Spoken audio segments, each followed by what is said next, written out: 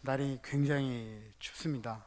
한 주간도 건강에 많은 염려가 있었을 텐데요. 그래도 하나님께서 장중에 붙들어 주시고 또 우리가 이렇게 나와 예배할 수 있는 건강 허락해 주신 줄로 믿습니다. 우리 전후좌우로 축복하면서 인사하도록 하시죠. 축복합니다. 네, 잘 나오셨습니다. 네, 은혜 받으십시다. 네, 복을 받으시려면은요. 네, 아멘. 네, 오늘도 우리 예배가 복된 예배가 된 줄로 믿습니다. 말라기서 삶이 흔들릴 혼란한 시대에 하나님께서 어떻게 삶을 견고하게 단단하게 이 땅에 뿌리를 내리고 살아갈 수 있을지에 대한 이야기 해주고 있습니다. 특별히 이 말라기 시대에 이스라엘 백성들의 종교적 허영의 문제를 주의 깊게 다루고 있는데요. 이 문제 때문에 하나님은 이스라엘에 대해서 자신의 등을 돌리셨습니다. 이에 이스라엘이 이렇게 묻죠. 주께서 어떻게 우리를 사랑하셨습니까? 라면서 하나님에 대한 믿음을 외면하고 맙니다. 그리고 이런 외면, 예배의 문제가 되죠. 하나님께 드려야 될 마땅한 공경과 존중은 사라지고 하나님을 멸시하기 때문에 하나님조차도 이스라엘을 멸시하기로 하셨다라고 하였습니다. 그리고 이런 문제의식은 예배의 문제에서 삶의 문제로 또 변하게 됩니다. 사람의 존엄성이 훼손되고 동물적인 본능에 맡긴 삶, 즉 약육강식, 적자, 생존이라는 정글의 법칙 안에서 사람들이 살아가도록 만든다라는 거죠.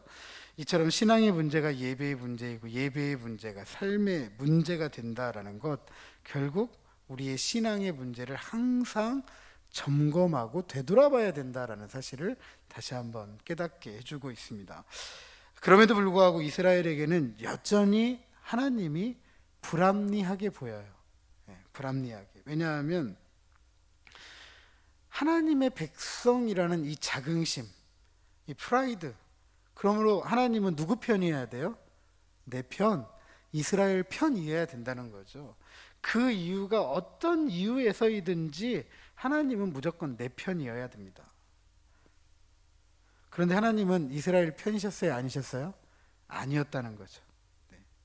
선민 이스라엘이 이방에 의해서 짓밟히게 되고 성전을 재건하고 부귀영화를 꿈꿨는데 부귀영화는 찾아오지 않고 생존 자체가 위협을 받는 이런 상황, 생존과 싸워야 되는 이런 삶의 상황, 선민 이스라엘에게 하나님은 그들의 기대, 소망 이루어 주시는 분이 아니었죠. 그래서 더 이상 이스라엘이 하나님을 의지하며 살아갈 이유를 발견하지 못했고 하나님에 대한 회의가 마음속 깊이 자리 잡은 거예요.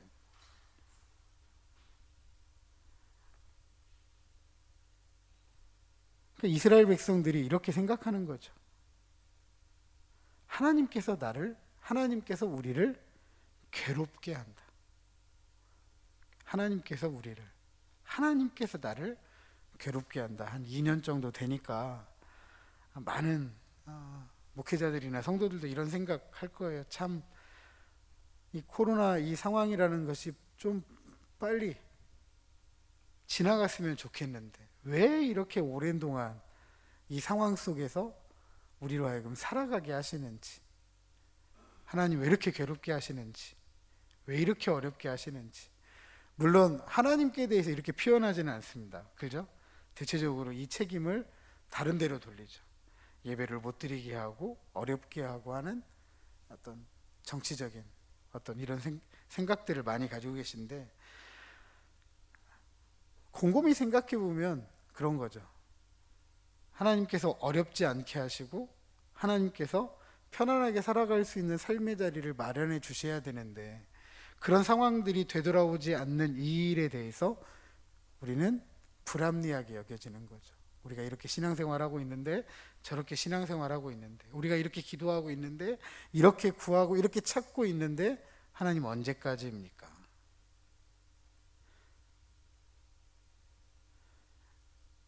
이스라엘이 다시 묻는 거죠. 우리가 어떻게 여호와를 괴롭혀 드렸나이까? 그리고 이스라엘에는 회의적인 두 가지 태도를 지적하는데, 모든 악을 행하는 자는 여호와의 눈에 좋게 보이며 그에게 기쁨이 된다. 정의의 하나님이 어디 계시느냐. 이런 태도, 하나님의 이 불합리한 일에 대한 이스라엘의 어떤 정당한 반응이다 라고 하면서 이스라엘이 대꾸하는 거죠. 우리가 어떻게 하나님을 괴롭혀 드렸습니까? 우리 할 만큼 하지 않았습니까? 우리 이 정도 하지 않았습니까? 우리 이 정도면 괜찮지 않습니까? 라는 어떤 대꾸라고 해야 될까요? 네, 그렇습니다. 진정한 의미에서 하나님에 대한 이런 회의적인 표현은 악한 세상에서 경건하게 살아가고자 했던 하나님의 백성들의 탄식입니다. 시편 73편 1절 이하 16절에서 시편 기자가 말할 수 없는 불합리한 일들에 대해서 너무나 고통스럽다. 고통스러운 걸 고통스럽다고 해야 되죠. 고통스럽지 않다라고 숨길 건 아니잖아요. 다 고통스러운데. 그런데 원래 이 고통스러움에 대한 이야기, 하나님 왜 그러십니까? 하나님 언제까지 참으시렵니까? 하나님 이때이지 않습니까? 라고 말할 수 있는 자격이 주어진 사람들은 어떤 사람들이냐? 앞서 말씀드렸던 것처럼 악한 세상에서 경건하게 살아가고자 하는 사람들만의 몫이라는 거죠. 그런데 지금 말라기 시대의 이스라엘은 이런 경건함을 찾아볼 수가 없습니다. 그럼에도 불구하고 우리가 어떻게 하나님을 괴롭혔습니까? 이만큼 우리가 참았으면 되지 않겠습니까? 이만큼 했으면 되지 않아요? 라고 했다라는 사실이죠.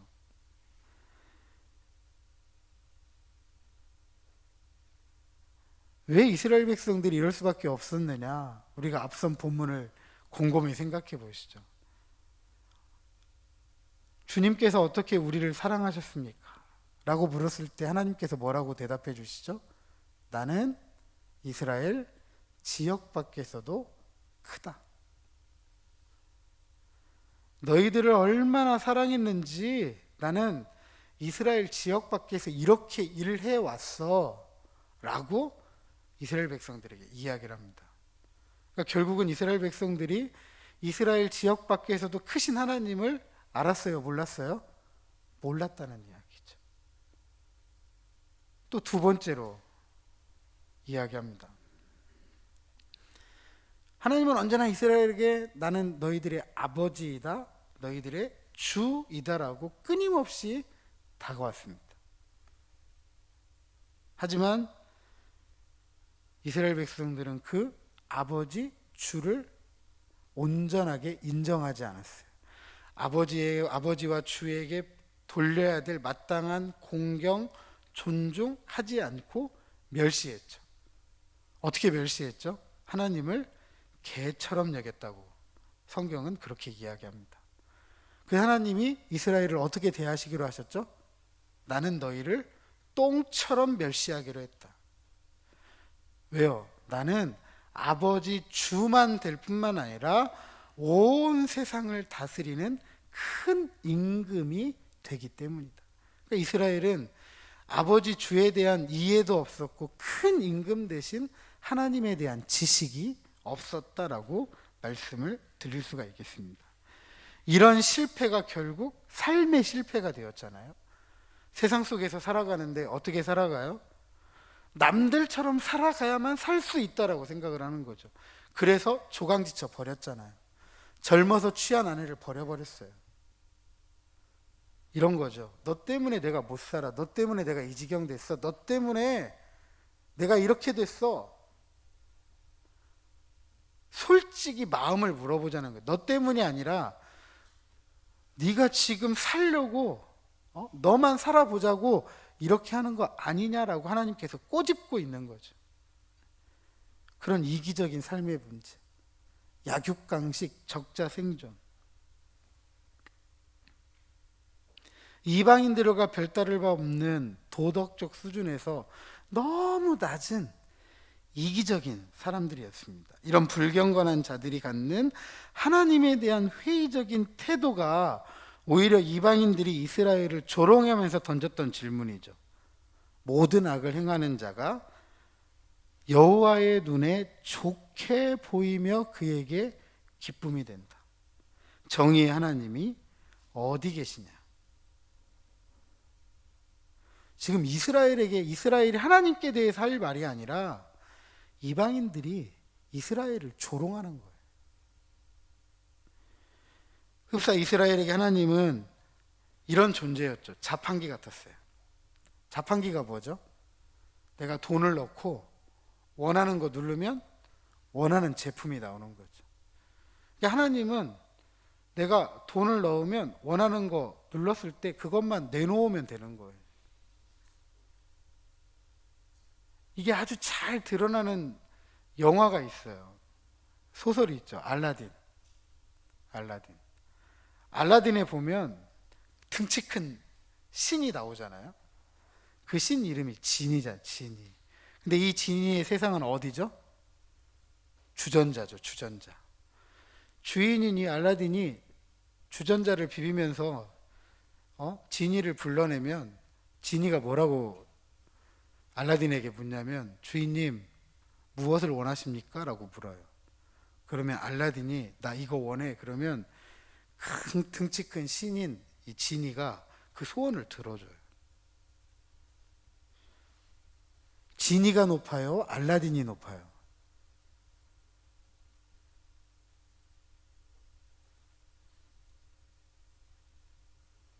오늘 우리 시대의 그리스도인들과 교회의 모습이 이렇지 않다라고 말하기가 쉽지 않다라고 저는 생각합니다.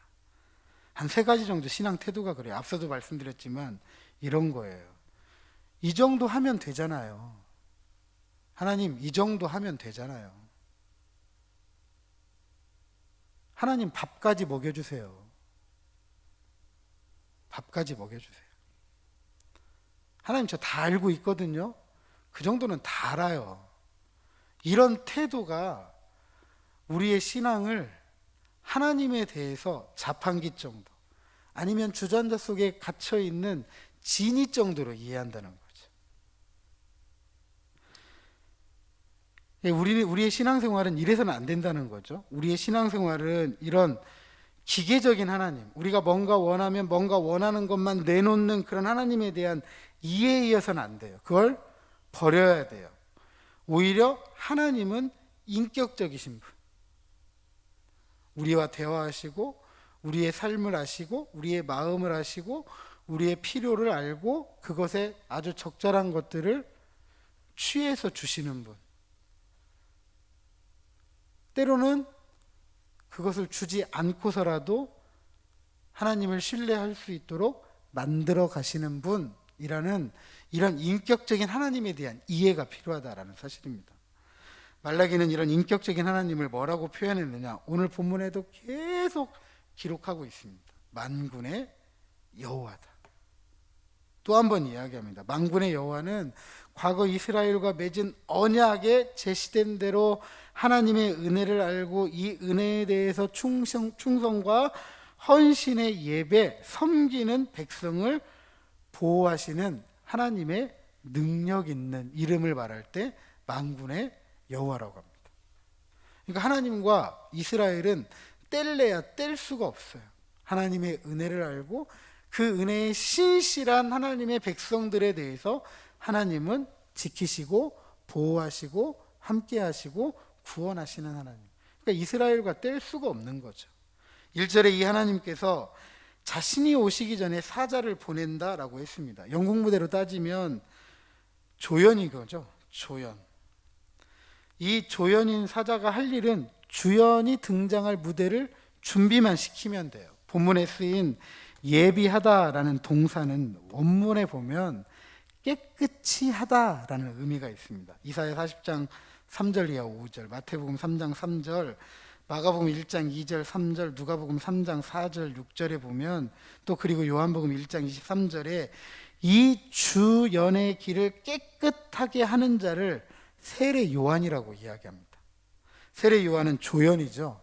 조연인 세례 요한의 사역이 끝나면 역사의 무대에 주연인 만군의 여호와, 언약의 사자께서 역사에 개입하신다. 그리고 그런 이스라엘은 만군의 여호와께서 역사 속에 개입하시기를 간절히 구하고 사모했다라고 이야기하고 있습니다.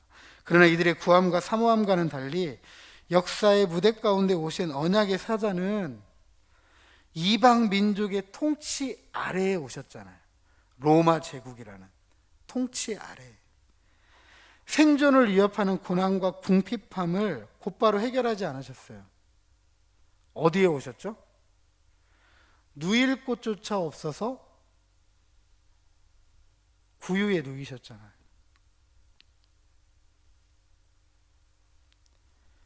우리처럼 되셨잖아요. 가장 연약한 사람이 되셨어요. 사람이 경험할 수 있는 모든 것들을 다 경험하셨어요. 그렇기 때문에 히브리서 기자는 뭐라고 이야기하느냐?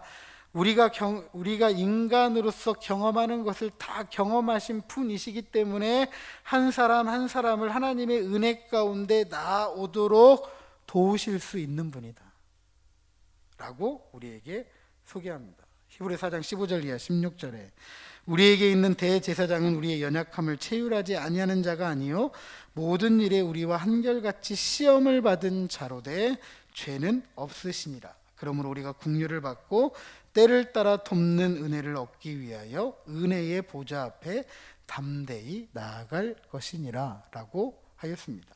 그리고 이런 이스라엘의 구함과 사모함에 만군의 여호와 하나님께서 성전에 임하신다라고 하였습니다. 성전의 진정한 의미는 딱 한 가지예요. 저를 한번 따라 하십니다. 하나님께서 우리와 함께 사십니다. 하나님의 거처는 온 우주죠. 온 우주. 그 하나님을 담을 만한 그릇이 없어요. 그런데 하나님께서 성전이라는 곳을 짓도록 하시고 내가 그것을 내 집으로 삼을게. 이게 은혜잖아요. 온 우주가 자기 집인데 어느 한 곳을 특정해서 나 거기 살게. 내가 너희와 함께 하는 것을 내가 보여줄게. 이렇게 말씀해 주시는 거죠. 마태는 이사야 선지자의 예언 임마누엘의 성취를 예수님이라고 마태복음 1장 23절에 소개합니다. 만군의 여호와 언약의 사자이신 예수님께서 오늘 우리와 함께 사시기 위해 이 땅에 오셨다. 우리와 함께 살고 계시다. 바울은 그 하나님이 어디에 계신데요? 우리의 마음의 자리를 잡으셨다라고 가르칩니다. 그리고 이 언약의 사자가 우리와 함께 사시면서 하는 일이 2절 이하 5절까지 잘 기록되어져 있는데요. 그런데 이 언약의 사자가 오시는 날을 뭐라고 표현했느냐? 심판의 날이다라고 하였습니다. 정의의 하나님이 어디 있느냐라는 이스라엘의 질문에 그분이 갑자기 오셔서 심판하시는 만군의 여호와다라고 이야기하는 것입니다. 오늘 보면 5절 상반절에 보니까 내가 심판하러 너희에게 임할 것이라. 정의의 하나님 어디 있습니까? 그랬더니 내가 심판할게. 하나님께서 이야기하시는 거죠. 우리는 보통 심판하면 계시록이 가르치는 불의 심판 이렇게 쉽게 좀 떠올리는 것 같아요. 그리고 온 세상이 끝난다라고 생각하시는 것 같습니다. 그러나 성경에서 말하는 심판은 모든 것이 끝나는 것을 말하는 그런 심판이 아닙니다. 성경은 언제나 심판 이면에 소망을 이야기해 주는 것. 다시 말하면 세상의 모든 것이 끝나고 전혀 다른 세상이 오는 것이 아닙니다. 이미 우리가 살아가는 이 세상, 하지만 이 세상이 죄와 악으로 가득 찬 세상이기 때문에 죄와 악으로 가득 찬 이 세상에 변화가 필요한 거죠. 어떤 변화요? 새로운 변화. 하나님의 거룩함을 담은 변화, 완전한 변화, 온전한 변화. 이걸 회복이라고 표현하고 우리는 재창조라고 이야기합니다. 하나님은 불로 심판하셔서 이 죄와 더러운 악을 태워버리고 가장 깨끗하고 온전하고 완전한 상태로의 변화, 재창조를 통해 회복하시는 것입니다. 그러기에 오늘 본문 2절 이하 5절에 보면 이 심판에 대한 소망의 반쪽을 우리에게 이야기해주고 있습니다. 언약의 사자가 오시는 심판의 날에 어느 누가 견딜 수 있느냐? 어느 누가 살 수 있느냐?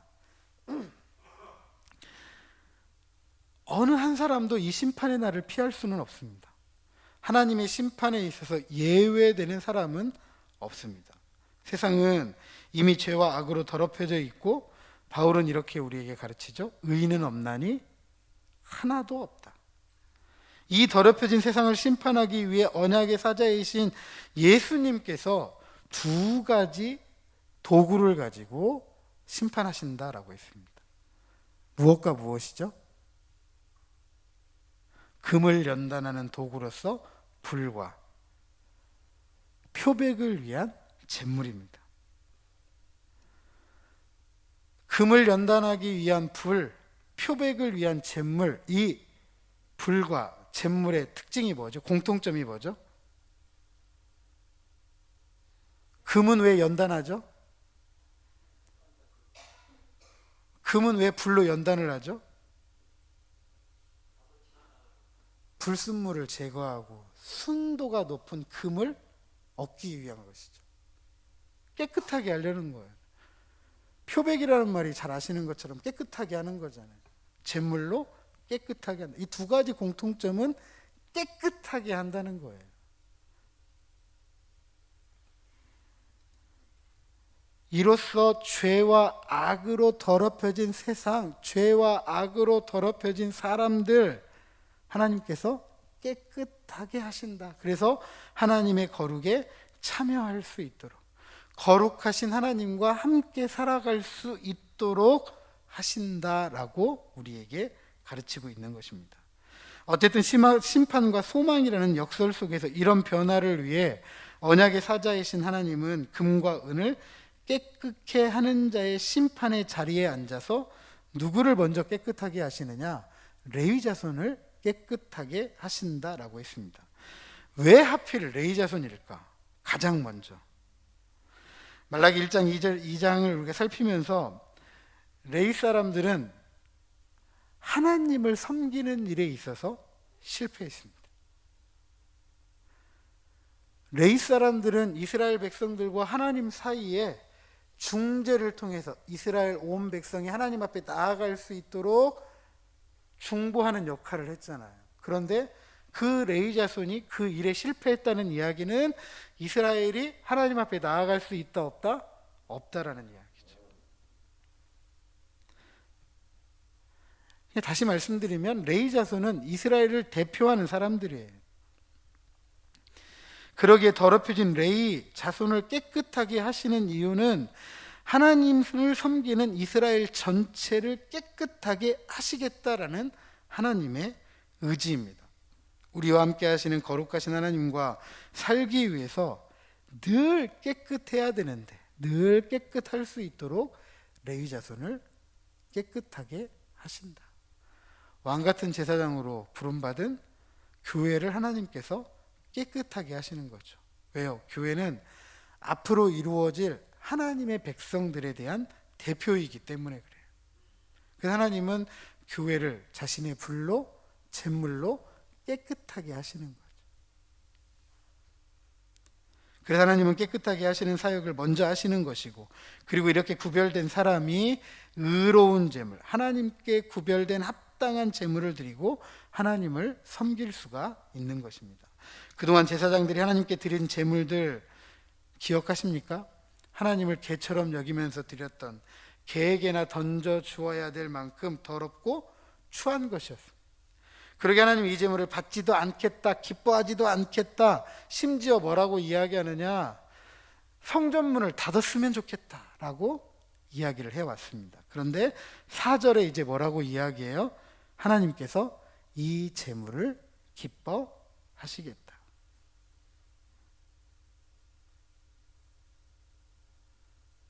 하나님께서 받기로 하신 거예요. 그동안에는 안 받겠다라고 했는데 깨끗하게 된 자기 백성을 통해서 주어지는, 하나님 앞에 드려지는 이 예물을 받으시겠다라는 것입니다. 하지만 우리가 아직도 명심해야 될 사실이 한 가지 있죠. 언약의 사자가 오시는 날은 어떤 날이에요? 심판의 날입니다. 뿐만 아니라 이미 살폈던 것처럼 이 심판, 다른 이방 민족을 심판하시기에 오는 것일 뿐만 아니라 하나님의 백성을 위한 심판이다라는 사실도 기억해야 됩니다. 특별히 정의의 하나님이 어디 계시냐라고 물었던 이스라엘에게 너희에게 임할 것이라고 주시는 심판의 메시지를 우리는 기억해야 됩니다. 이 심판의 대상이 누구이냐? 귀신을 의지하고 술수를 행하고 간음하고 거짓 맹세하고 임금을 착취하고 소외된 계급들, 즉 과부, 고아, 나그네 등을 억울하게 하는 자들이라고 했습니다. 이런 자들 다 하나님을 경외하지 않는 자들이죠. 모세의 율법을 정면으로 도전하는 일이고 이스라엘 사회 근본을 뒤흔드는 부패한 일이기도 합니다.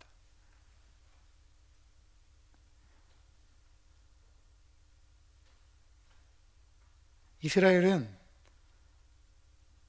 하나님의 정의 실현에 대해서는 아무 관심이 없었던 것이죠. 오늘 우리가 하나님 앞에서 정의롭게 산다라는 건 바로 이런 겁니다. 신앙생활 잘해요. 예배생활 잘합니다. 항상 어디에서 문제가 있느냐? 삶에서 문제가 있어요. 세상 사람들도 그렇게 인정해요.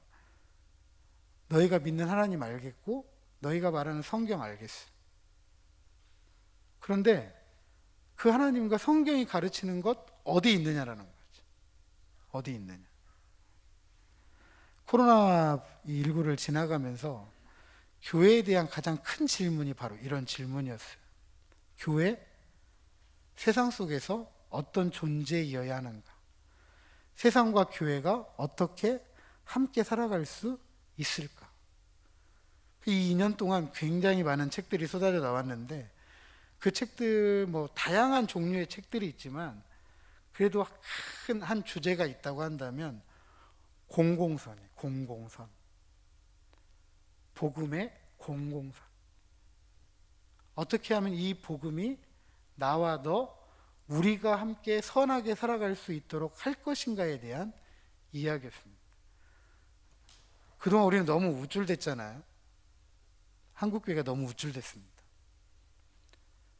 1200만의 성도를 자랑하고 금방 한국교회가 한국 사회를, 대한민국을 복음화하고 기독교 국가, 기독교 사회, 기독교 국가를 꿈꿀 만큼 굉장히 우쭐댔습니다. 근데 한 10년, 20년 사이에 굉장한 변화가 일어났습니다. 어떤 변화이냐면 1200만의 성도의 자랑은 거품이었어요. 실질적으로 성도들의 수를 계수해 보니까 많으면 800, 적으면 600만 정도. 그리고 실질적으로 사회에 많은 영향력을 끼치고 있으면서도 가장 손가락질을 많이 받는 곳이 교회였어요. 천주교나 불교는 이렇게 표현해 볼 수가 있어요. 신비주의라고. 많이 알려져 있지가 않아요. 많이 알려져 있지가 않아요. 근데 교회는 세상 속에 살아가면서 좋은 일도 많이 했다고 하는데 손가락질도 너무 많이 당하는 거죠.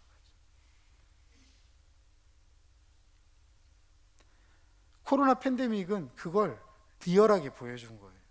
교회가 어떤 곳이었는지.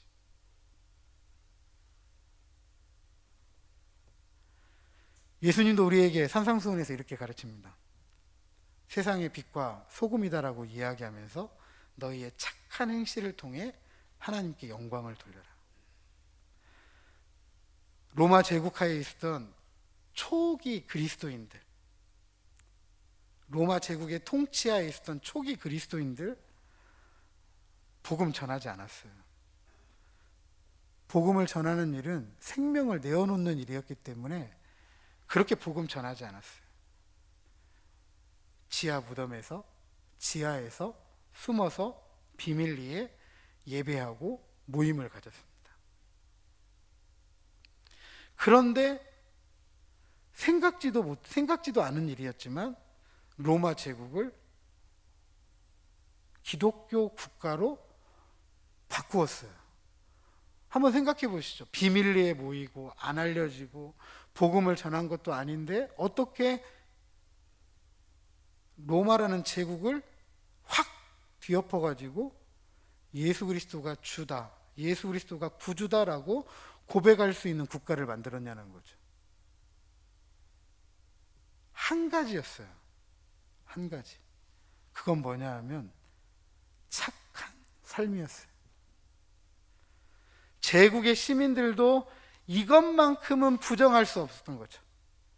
저 사람들이, 제국의 시민들이 그랬거든요. 저 사람들 미신 섬긴다. 저 사람들 사람을 잡아먹는 미신 종교다. 이렇게 생각을 했어요. 왜냐하면 안 알려져 있기 때문에. 그리고 들리기에는 뭐 몸과 피를 먹고 마신다고 하니까 뭐 식인 종교? 미신 종교? 무슨 이런 종교가 있지라고 하면서 굉장히 핍박을 했는데, 그럼에도 불구하고 한 가지 부정할 수 없었던 건 그거였어요. 저 사람들의 행실은 뭐라고 할 수가 없는 거예요. 안 받아들일 수가 없는 거예요. 결국 로마 제국이 기독교 국가가 되었던 거예요. 오늘 우리 시대는 그렇잖아요. 말은 참 많잖아요. 그죠? 종교 채널 두 채널에 세 채널 제가 보니까, 제가 스카이라이프를 보고 있는데 기독교 채널만 3개예요. 불교도 2채널, 천주교 하나, 증산도도 나오는데 하나, 기독교 채널만 3개입니다. 수없이 많은 이야기들을 쏟아내잖아요. 수없이 많은 이야기를 교회가 쏟아냅니다. 근데 말은 많은데 그 말이 한 만큼 따라가요? 따라가지 못해요? 따라가지 못해요. 하나님을 섬기는 일에 신실하다고 하면 우리 이웃에 대한 봉사와 헌신, 사회에 대한 정의에 대해서도 신실해야 돼요. 왜냐하면 하나님께서 그것을 원하시기 때문에 그렇죠. 그것을 통해서 하나님은 기뻐하신다라고 했습니다.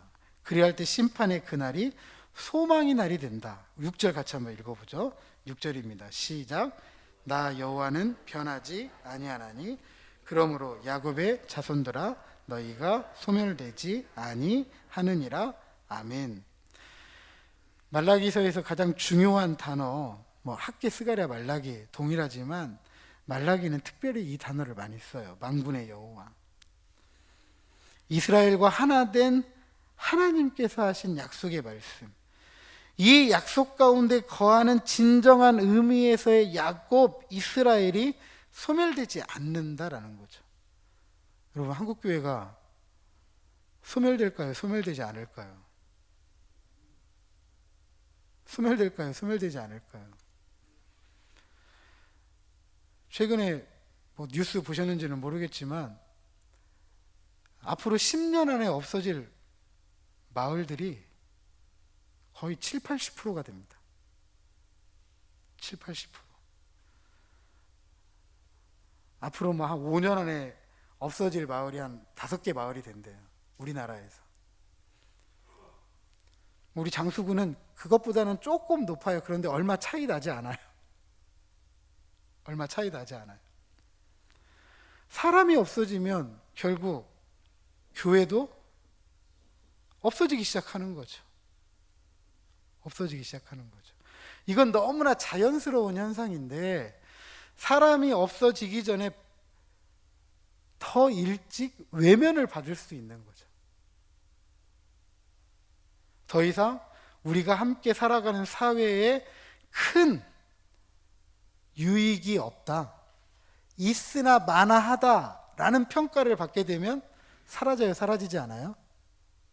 사라지게 되는 거예요. 기술이 너무나 발달해서요, 앞으로 우리가 알고 있는 직업들이 얼마나 많이 사라질지 모릅니다. 여러분 잘 아시는 것처럼 고속도로 톨게이트에 지난해는 벌써 없어졌잖아요. 지난해는 많은 톨게이트들의 이 톨게이트에서 이 통행증과 이 비용을 받던 분들의 직업이 지금 사라지고 있어요. 왜요? 더 이상 그 자리가 의미가 없잖아요. 뭐 다 기계가 대신하는데, 다 카드 아니면 뭐 패스 다 이렇게 하는데 의미가 없는 거예요. 그럼 교회도 마찬가지인 거죠. 더 이상 사회에서 유의미한 존재가 아니다라고 사람들로부터 외면당하기 시작하면 그때부터는 자연스럽게 교회는 사라지게 되어져 있어요. 우리가 꿈꾸는 복음화, 기독교 사회, 기독교 국가 말로 되는 게 아니에요. 우리가 하나님을 신실하게 믿는다라고 한다면 그 믿음이 우리의 삶 속에서 신실하게 드러나야만이 오늘 6절에 있는 이 말씀, 너희가 소멸되지 않는다라는 말씀이 이루어지고 성취되는 거죠. 그러게 하나님의 은혜를 깨닫는 건 너무나도 중요합니다. 그리고 이 은혜를 깨달은 사람은 생존의 위협을 느끼는 고난과 궁핍 속에서도, 이방 민족의 통치 아래에서도 언약의 사자를 구하고 사모하고 기다리는 이 믿음이 변하지 않는 것입니다. 사랑하는 성도 여러분, 삶이 흔들렸잖아요.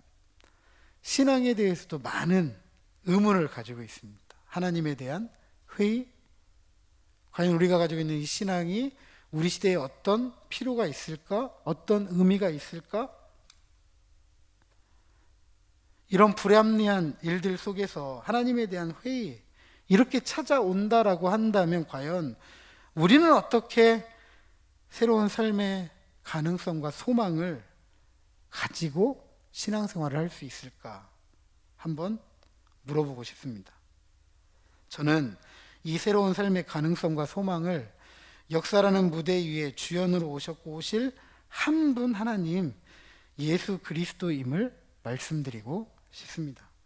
우리에게 먼저 은혜를 주시고 이 은혜 가운데 살기를 작정하고 충성과 헌신의 섬김을 다하는 자기 백성을 보호하시고 지키시고 구원하시는 분이기 때문입니다. 이 분이 다시 오시는 날은 심판의 날이지만 자기 백성들에게는 소망의 날입니다. 모든 부정한 것들, 죄와 악으로 더러워진 것들 소멸되고 모든 것들이 하나님의 거룩함에 참여할 수 있도록, 하나님과 함께 살아갈 수 있도록 새롭게 변화되어지기 때문입니다. 지금 우리는 부분적이고 희미하게 보이지 않는 그분께서 우리의 마음을 성전 삼아 우리와 함께 살아가고 있다라고 우리는 믿고 있습니다. 우리가 원해서가 아니죠. 하나님 오세요라고 해서 오신 게 아니잖아요. 그분이 원하셨기 때문에 우리 가운데 찾아오셨고 우리를 부르셨고 우리의 마음을 자신의 성전을 삼으신 것입니다. 그냥 은혜예요. 이 온 우주를 자기 집으로 삼으실 수 있는 분이 우리 마음을 내 집 삼을게 라고 찾아오신 거예요. 이게 얼마나 큰 은혜라는 거죠. 변함이 없는 하나님께서 우리 마음에 자기 집을 삼으시고 함께 사시기 때문에 이 하나님의 말씀이 내 삶이 되고 내 습관이 되고 내 문화가 되어야 되는 거죠. 단지 신앙으로만 존재하는 게 아니라 그 신앙이 삶이고 습관이고 문화이어야 된다라는 사실입니다. 그리할 때 정의가 어디에 있느냐라고 묻는 사람들에게 이것이 정의다라고 말할 수 있는 삶을 살아가게 되는 거죠. 나와 너, 우리가 함께 살아가는 세상, 이웃에 대한 봉사 헌신, 사회에 대한 정의의 실현, 이게 바로 하나님께서 저 하늘에서 이루어진 뜻을 이 땅에 이루어가는 삶인 것입니다. 부디 이 하나님의 은혜를 풍성하게 하시고 이 은혜를 나만 간직하는 것도 좋지만 이 은혜를 너에게, 우리에게 나누어 가면서 무너져버린 정의를 다시 세워갈 때 하늘에서 이루어진 하나님의 뜻, 이 땅에 이루어가는 저와 여러분, 우리 모두가 되시기를 주님의 이름으로 축복합니다.